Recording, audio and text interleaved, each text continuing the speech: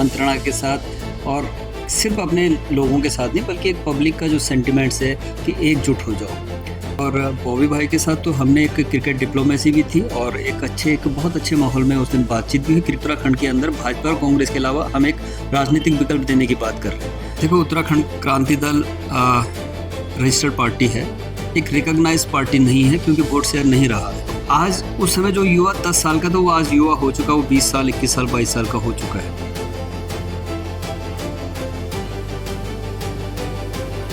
एक सफ़र होता है सबका और मैं राजनीतिक पार्टी तो मैंने अभी तक नहीं बदली है। हमने तमाम आंदोलन करके सड़कों में देख लिए। मूल निवास कानून के मुद्दे में जनता को गुमराह किया जा रहा है। आंदोलन के दौरान के झंडे टंडे ना आए जाए किसी भी राजनीतिक पार्टी के, और सिर्फ यूकेडी से नहीं, हमने कांग्रेस से भी। नमस्कार, मैं हूं विवेक तिवारी और आप देखना शुरू कर चुके हैं हिमालयन डॉन। उत्तराखंड की राजनीति में उथल पुथल हुई आज। उथल पुथल क्या थी? स्वाभिमान मोर्चा जो कुछ दिनों पहले जिसने अपनी कार्यकारिणी भंग की थी, वहाँ से कुछ लोग आज युवा चेहरे लुसुन टोडरिया और प्रमोद काला जी जैसे उन्होंने यूकेडी ज्वाइन करी। कल ही हमने देखा कि भू कानून मूल निवास संघर्ष समिति ने भी अपनी कार्यकारिणी भंग की और आज इन लोगों ने यूकेडी का दामन थामा है। तो आइए इनसे जानते हैं क्या कारण रहे, क्यों यूकेडी ने दोबारा से ज्वाइन की। काला जी, बहुत बहुत स्वागत है फिर तो आपका। धन्यवाद तिवारी जी। पहला सवाल तो मेरा यही रहेगा कि फिर से यूकेडी क्यों? देखिए, आपने पहली बात करी थी कि उथल पुथल, मुझे लगता है कि एक भविष्य के लिए, उत्तराखंड के भविष्य के लिए एक शुभ संकेत आज हुआ है। और हम सब लोगों ने बहुत सोच विचार करके और बड़ी लंबी गहन मंत्रणा के साथ और सिर्फ अपने लोगों के साथ नहीं बल्कि एक पब्लिक का जो सेंटिमेंट्स है कि एकजुट हो जाओ। जब हम एकजुट होंगे और जब हम एक यूनिटी अगर शो करेंगे तो पब्लिक हमारे साथ लामबंद होगी। तो इसके पीछे यही कारण एक रहा है और अलग किसी से नहीं हुए। हमने सिर्फ इतना किया है कि एक राजनीतिक सूझबूझ के तहत हम उत्तराखंड क्रांति दल में आए और उम्मीद करते हैं कि जो साथी हमारे साथ आज नहीं है, कल और परसों और कुछ आने वाले दिनों में हमारे सब साथी उत्तराखंड क्रांति दल के झंडे के नीचे आएंगे और उत्तराखंड के जो भविष्य, जो अस्तित्व की जो लड़ाई है, उस लड़ाई को मजबूती से लड़ेंगे। और जिन भी लड़कों ने, जो युवाओं ने पिछले 3-4 साल में उत्तराखंड के लिए संघर्ष किया है, चाहे बॉबी पंवार जी हो, चाहे मूल निवास भू कानून संघर्ष समिति के संयोजक रहे मोहित डिमरी जी हो, दिनेश चंद मास्टर जी हो, त्रिभुवन चौहान हो, भूपेंद्र कोरंगा हो, या हमारे तमाम जो भी मित्र हैं जिन्होंने अपना ये उत्तराखंड के लिए संघर्ष किया है, वो सब एकजुट होकर के उत्तराखंड की लड़ाई लड़ेंगे। क्या आपने जो नाम लिए, बॉबी पवार हैं, त्रिभुवन चौहान हैं, मोहित डिमरी हैं, क्या आपकी इनसे कोई बात हुई यूकेडी में शामिल होने के लिए? बिल्कुल, लगातार बातचीत होती रहती है और बॉबी भाई के साथ तो हमने एक क्रिकेट डिप्लोमेसी भी थी और एक बहुत अच्छे माहौल में उस दिन बातचीत भी हुई। क्रिकेट खेलने के बाद हमने बातचीत भी करी थी और बॉबी भाई ने कभी भी ये नहीं कहा कि वो उत्तराखंड क्रांति दल में नहीं होंगे। उन्होंने ऐसा कोई स्पष्ट संकेत कभी भी नहीं दिया। जब भी हमारी उनसे बातचीत हुई है तो उनका हमेशा यह है कि हाँ, सोचेंगे और विचार करेंगे जो भी। और जिस दिन स्वाभिमान मोर्चा का निर्माण हुआ था उस दिन का भी अगर आप उनका वीडियो देखेंगे तो उनका यही था कि उत्तराखंड के अंदर भाजपा और कांग्रेस के अलावा हम एक राजनीतिक विकल्प देने की बात कर रहे हैं। तो वो राजनीतिक विकल्प देने की बात जो हुई थी उसमें यही था कि हम उत्तराखंड के अंदर तमाम जो क्षेत्रीय मुद्दे हैं, बेरोजगारी है, भ्रष्टाचार का जो संघर्ष है, उस पर एक बड़ी लड़ाई लड़ेंगे। और आज हमें संतुष्टि है कि आज उत्तराखंड क्रांति दल, जब हम सड़कों पे संघर्ष कर रहे थे, क्योंकि उत्तराखंड एक राजनीतिक दल है, तो उसका पूरा फायदा उत्तराखंड क्रांति दल को मिला है। तो ये हमारे लिए एक गौरव की भी बात है, संतुष्टि भी है और आज कहीं ना कहीं ये खुशी है कि आज हम फिर से उत्तराखंड क्रांति दल में शामिल हो रहे हैं। और जिस तरीके का अभी तक हमें फीडबैक जो मिल रहा है, निश्चित तौर पे आने वाले दिनों में हमारे तमाम साथी, चाहे ऋषिकेश हो, कोटद्वार हो, देवप्रयाग हो, टेरी हो और कुमाऊं के हमारे जो साथी हैं, वो सब लामबंद होकर के एक सॉलिडेरिटी की तरफ बढ़ेंगे उत्तराखंड को आगे बढ़ाने के लिए। और उत्तराखंड में निश्चित तौर पे 2027 में जो राजनीतिक उथल पुथल की बात आप कर रहे हैं, निश्चित तौर पे उत्तराखंड के अंदर एक पॉलिटिकल पार्टी उत्तराखंड क्रांति दल के झंडे के नीचे एक बड़ा एक चेंज होने वाला है और एक रीजनल पार्टी एस्टेब्लिश होने जा रही है। आप राजनीतिक विकल्प की आपने बात करी, तो अगर हम यूकेडी की बात करें तो यूकेडी इलेक्शन कमीशन में अपने क्षेत्रीय दल का भी खो चुकी है मुद्दा। अगर अब चुनावों में उनको जाना पड़ेगा इलेक्शन कमीशन में और जो फ्री सिंबल्स होंगे वही लेंगे, तो क्या आपको लगता है पार्टी इतनी बड़ी थी पर वहाँ से यहाँ तक पहुँची कि क्षेत्रीय दल जो 6% वोट होते हैं या 2 MLA की रिक्वायरमेंट होती है वो भी पूरी नहीं कर पाई? तो क्या आपको लगता है उत्तराखंड क्रांति दल फिर से रिवाइव हो पाए? देखो, उत्तराखंड क्रांति दल रजिस्टर्ड पार्टी है, एक रिकॉग्नाइज पार्टी नहीं है क्योंकि वोट शेयर नहीं रहा है, लेकिन हम एक रजिस्टर्ड पार्टी हैं और ये ठीक है, पीछे पूर्व में जो चुनाव हुए हैं उनमें एक वोट नहीं मिल पाया या 2-3 विधायक चुन करके नहीं आए हैं, और ये पीछे होता रहा है। सिंबल फ्रीज पहले भी होता आया है, लेकिन चूंकि एक रजिस्टर्ड पार्टी है तो एक टाइम आने पर एक टाइमली वो प्रोसेस चल रहा होता है, और जब हमारी ये बात हुई है तो वो एक प्रोसेस पे है, और जल्दी ही उत्तराखंड क्रांति दल को जो भी चुनाव चिन्ह होगा वो जरूर मिल जाएगा, क्योंकि वो उनको चुनाव आयोग को देना पड़ेगा। हम रजिस्टर्ड पार्टी हैं, रिकॉग्नाइज नहीं है, तो रिकॉग्नाइज होने के लिए आज ये सब कुछ हो रहा है। आगे 6% नहीं, 6, 15, 20% वोट शेयर की भी हम बात करेंगे, और कई विधायक यहाँ पर होंगे, तब ये सारी समस्याएं कहीं नहीं होंगी। हाल फिलहाल में हमने देखा है कि उत्तराखंड क्रांति दल में काफ़ी युवा चेहरे आए हैं। आशुतोष नेगी की बात करें, हम आशीष नेगी की बात करें, तो उत्तराखंड में जो युवाओं का प्रतिशत है लगभग 20 से 22% युवाओं का है। तो क्या उत्तराखंड क्रांति दल आपके माध्यम से युवाओं पे अपनी पकड़ बनाने की कहीं ना कहीं कोशिश कर रहा है?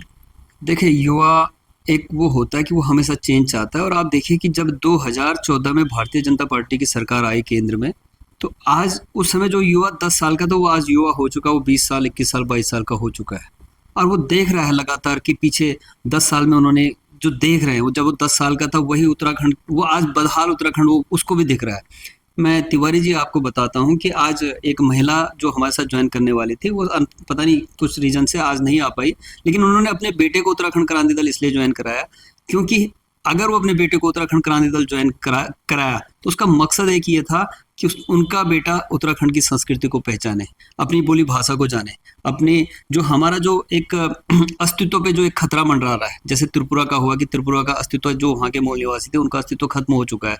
वहाँ जो आज से 100 साल पहले जो 90% वहाँ के त्रिपुरा के मूल निवासी थे, आज वो 10% रह गए और बाकी 90% वहाँ पे बाहर के लोग आ गए। तो उससे क्या हुआ, उनकी संस्कृति, जो उनकी बोली भाषा थी वो सब नष्ट हो गई है। तो ये अस्तित्व का संकट हमारे सामने है, और हर माँ बाप ये चाह रहा है कि हमारे जो बच्चे हैं वो हमारी गढ़वाली या कुमाऊनी, जौनसारी, ये पहाड़ी भाषा बोले, अपने संस्कारों को जाने, अपनी संस्कृति को जाने। तो ये जरूर कहीं ना कहीं ये हुआ है, और हर माँ बाप चाह रहे हैं कि उनके बच्चे अब उत्तराखंड क्रांति दल को ज्वाइन करें या सपोर्ट करें। आखिरी सवाल काला जी आपसे रहेगा, कहीं ना कहीं इसको लेकर स्वाभाविक है कि व्यक्तिगत महत्वाकांक्षा को लेकर भी लोग सवाल करेंगे कि अपनी व्यक्तिगत महत्वाकांक्षा है, तो क्या सक्रिय राजनीति में आने का विचार है आपका? देखिए, महत्वाकांक्षा किस चीज़ के लिए? क्या पद मिला, क्या हमें पेंशन मिल रही, क्या हम विधायक बन गए, क्या हमने कुछ बीडीसी चुनाव जीते होंगे, कोई जिला पंचायत को चुनाव जीते हुए, कौन सी महत्वाकांक्षा? हम संघर्ष कर रहे हैं, और संघर्ष करने की महत्वाकांक्षा अगर हमारे अंदर है तो इसमें तो सबको खुश होना चाहिए। रही बात चुनाव लड़ने की, वो हमारा पहला मकसद है कि उत्तराखंड क्रांति दल को, मैंने पहले कहा कि हमें अब बड़ा वोट शेयर चाहिए। हम अब 6% वोट शेयर की बात नहीं कर रहे, हमें ज़्यादा से ज़्यादा लोगों को उत्तराखंड विधानसभा के अंदर, जो वीरान हो गई है जो विधानसभा, जहां हमारी आवाज़ नहीं बुलंद होती है। और तिवारी जी फिर बोलूँगा, ये विधानसभा एक, मुझे थोड़ा सा एक संतुष्टि है कि इस बार विधानसभा में उत्तराखंड के मुद्दे खूब गूंजे हैं। ये पब्लिक का प्रेशर था, विधायक डरे हुए हैं कि ये विधायक, अब लोग, जनता उनका घेराव करें, क्योंकि 5 दिन तो विधानसभा चली नहीं आज तक। 2 दिन जा रहे हैं, गैरसैंण में जा रहे हैं या देहरादून में विधानसभा हो रही है, और कह सकते हैं जैसे कि चुनाव आने वाले हैं इसलिए शायद दोनों पार्टी, वो डर है पब्लिक का, है ना। तो वो एक, अब वो पिछले 5 साल और कुछ कई विधायक हैं, 9 साल से विधायक हैं, लेकिन उन्होंने न अपने क्षेत्र के लिए किया, न क्षेत्र के मुद्दों की बात करी। और एक दुर्भाग्य से इस बार भी मैं बड़ा उत्सुक था कि हमारे विधायक मूल निवास की बात करेंगे, एक भी विधायक ने मूल निवास की बात नहीं करी। इसका मतलब आप समझ सकते हैं कि जो राष्ट्रीय पार्टियां हैं वो उत्तराखंड के अस्तित्व के लिए खतरा है। इसीलिए हम बार बार कह रहे हैं कि अगर उत्तराखंड के अस्तित्व को बचाना है तो एकजुट होना पड़ेगा। और अब हम ये भी कहेंगे कि उत्तराखंड क्रांति दल से बेहतर विकल्प कुछ नहीं हो सकता। ठीक है, मतभेद होंगे, वो सब जगह होंगे, तो जब मतभेद होना ही है, कुछ चीज़ें ऐसी होनी है, तो क्यों ना एक पार्टी में रहा जाए और उस पार्टी को मजबूत किया जाए। और हमारी तो अध्यक्ष जी से भी बात हुई, तो अध्यक्ष जी ने कहा कि अगर आप में अगर राजनीतिक इतने परिपक्वता है तो आप आइए और अपनी लाइन इतनी लंबी खींच दीजिए कि वो जो मतभेद हैं वो खत्म हो जाए और लोग, जनता आपके साथ जुड़ना शुरू करते हैं। धन्यवाद काला जी, आपने मूल निवास के मुद्दे उठाने की बात की विधानसभा पे, और हमारे मंत्री तो विधानसभा को वेडिंग डेस्टिनेशन बनाने की बात कर रहे हैं। बात करेंगे लसन टोडिया जी। लसन जी, बहुत बहुत स्वागत है आपका। बहुत बहुत धन्यवाद। लसन जी, स्वाभिमान मोर्चा, बेरोजगार संघ, भू कानून, मूल निवास संघर्ष समिति, अब यूकेडी, कहीं ना कहीं कोई गलत संदेश नहीं जाएगा इससे? देखिए, एक सफ़र होता है सबका, और मेरा भी एक सफ़र है जो राजनीतिक सफ़र कह सकते हैं आप। और मैं राजनीतिक पार्टी तो मैंने अभी तक नहीं बदली है। राजनीतिक पार्टियां ये है कि हमारा जो उत्तराखंड क्रांति दल पे पहले से विश्वास रहा वो अभी भी है। कोई भी चुनाव हुए हो, चाहे वो विधानसभा चुनाव 2022 का हो, तो हम उत्तराखंड क्रांति दल के झंडे के नीचे ही मैंने वहाँ काम किया था। लोकसभा चुनाव हुए, उपचुनाव हुए, उसमें हमने उत्तराखंड क्रांति दल के लिए ही वोट मांगा। और गैर राजनीतिक संगठनों में हमने बीच बीच में जाके काम किया। बेरोजगार संघ में, मतलब तो बेरोजगार संघ तो बहुत ही मेरे जीवन की शुरुआत थी जब मैं बेरोजगार संघ में था। उसके बाद आपका मूल निवास बुकानू संघर्ष समिति में जब हमने शुरू की थी तो उत्तराखंड क्रांति दल में ही हम थे। तमाम हमारी बैठक हुई, उत्तराखंड क्रांति दल से हमें सहमति मिली कि आप मूल निवास बुकानू संघर्ष समिति के तहत आंदोलन कर सकते हैं। तो उस आंदोलन को हमने एक लंबे समय तक चलाया। हमने अनेक रैलियां करी और बीच में जब हमें लगा कि एक न्यूट्रली, मतलब कि राजनीतिक प्रभाव नहीं पड़ना चाहिए आंदोलन में, तो उस समय हमने थोड़ा सा यूकेडी के साथ थोड़ी सी दूरी हो गई थी। और अब जब समय आ गया है, जब हम ये देख रहे हैं कि हमने तमाम आंदोलन करके सड़कों में देख लिए, हमने ये देख लिया कि भाजपा जो वर्तमान उत्तराखंड की सरकार है उसका क्षेत्रीय मुद्दों के प्रति हल करने के जो प्रति है एक नीरसता का भाव है। उसका स्थायी राजधानी में कोई स्टैंड नहीं है। मूल निवास बुकानून के मुद्दे में जनता को गुमराह किया जा रहा है। जल जंगल जमीन के मुद्दों पे की बात नहीं हो रही है। तो हमें लगता है कि इस दौरान जब भाजपा ने बिल्कुल ही नीरसता का भाव क्षेत्रीय मुद्दों पे दे दिया है, तो और विधानसभा चुनाव जब आने को है, तो इस समय गैर राजनीतिक होने का कोई अर्थ नहीं रह जाता, कोई मतलब नहीं रह जाता। इसलिए स्पष्ट ये है कि उस झंडे के नीचे खड़ा होना पड़ेगा जिस झंडे ने हमें उत्तराखंड राज्य दिलाया, जिस झंडे ने उत्तराखंड आंदोलन का नेतृत्व किया, जिस झंडे ने लगातार क्षेत्रीय अस्मिता की बात कही है और जिस झंडे ने जल जंगल जमीनों के अधिकारों की बात करी है। तो उस झंडे के नीचे हम पुनः आए हैं। तरीके से आप कह सकते हैं कि एक घर वापसी है।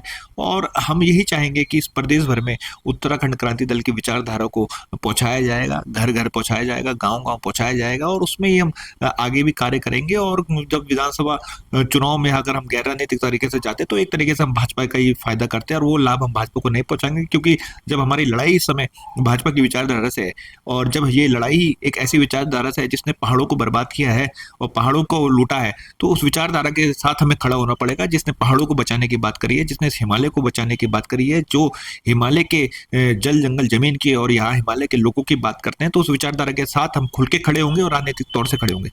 पर जो पिछली बार जो मतभेद हुए थे उत्तराखंड क्रांति से, इस बार कितने आश्वस्त हैं आपकी वो मतभेद दोबारा से नहीं? देखिए, वो मतभेद ज्यादा कोई ऐसे गंभीर मतभेद नहीं थे, क्योंकि सिर्फ झंडे झंडे को लेके ही बात होती थी कि हम कहते थे कि उस समय आंदोलन के दौरान के झंडे डंडे ना आए जाए किसी भी राजनीतिक पार्टी के। और सिर्फ यूकेडी से नहीं, हमने कांग्रेस से भी बोले थे कि झंडे डंडे नहीं आने चाहिए। यूकेडी उस समय झंडे झंडे लाए तो हमने उससे विरोध एक दर्ज कराया, लोकतांत्रिक तरीके से कराया, तब हमें उस समय छोड़नी भी पड़ी।